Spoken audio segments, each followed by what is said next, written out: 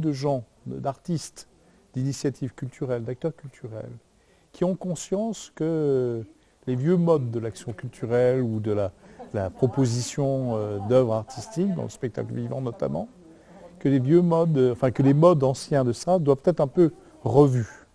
Et que cela, la pensée des droits culturels, c'est-à-dire une pensée qui vise à horizontaliser un peu la culture, à dire que chaque individu est porteur de culture. Il n'y a pas que les artistes qui apportent la culture ou les acteurs professionnels.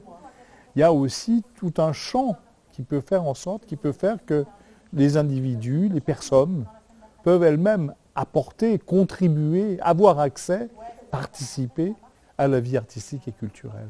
Et que ça, ce point de vue-là, beaucoup d'initiatives, encore une fois, beaucoup de pratiques développent des fonctionnements, des rapports avec les personnes, justement dans ce sens-là, mais sans savoir pour autant, sans se référer pour autant à une pensée, à un paradigme très déterminé qui est celui des droits culturels. Alors ce qui est bien, c'est que ce paradigme existe. Et donc il faut essayer de faire le lien. Parce qu'il faut aussi que les politiques culturelles changent, s'en inspirent et se modifient en fonction de cela. On ne peut plus entendre dire les programmateurs parler comme ça de notre public, comme ça a été rappelé un peu ce matin. Ça, c'est plus acceptable si on parle en termes de droits culturels.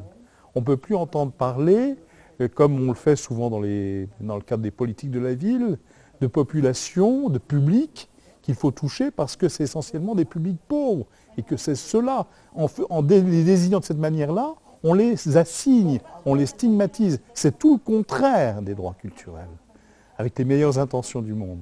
Donc c'est ça aussi qui est en cause aujourd'hui, c'est comment les droits culturels, cette pensée-là, ces pratiques-là des droits culturels, peuvent modifier aussi les politiques culturelles, mais aussi les élus, leur manière d'appréhender cette question-là.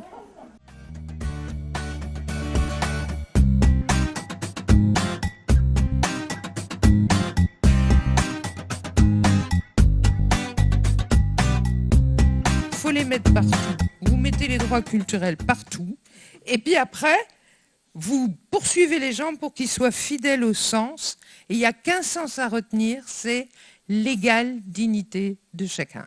Reconnaître chacun dans son égale dignité. Vous prenez ça comme boussole, même l'élu le plus crasse, il comprend ce que ça veut dire, et il ne peut pas être contre. Il ne peut pas être contre. Reconnaître chacun dans son égale dignité. Mais une fois que vous vous amusez à décliner ça, ça devient intéressant. Et Vincent Badi a dit le mot qui va, la capacité de l'artiste ou de l'acteur à s'imprégner de ce qu'il ne connaît pas au départ.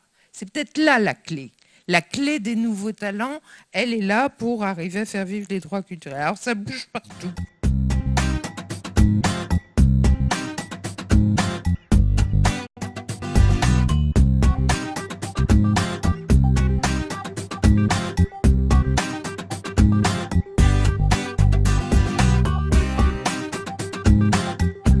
Les droits culturels, pour moi, c'est vraiment anti-uniformisation du monde.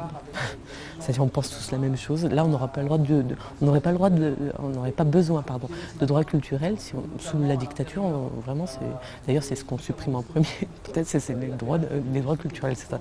Les droits des personnes de réfléchir par elles-mêmes, d'avoir cette liberté de conscience vis-à-vis de ce qui se passe. C'est vraiment les droits qu'on supprime en premier.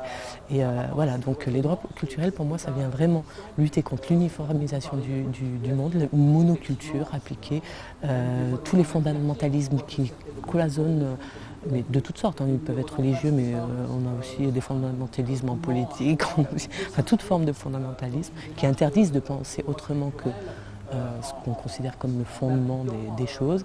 Enfin, bon, bref.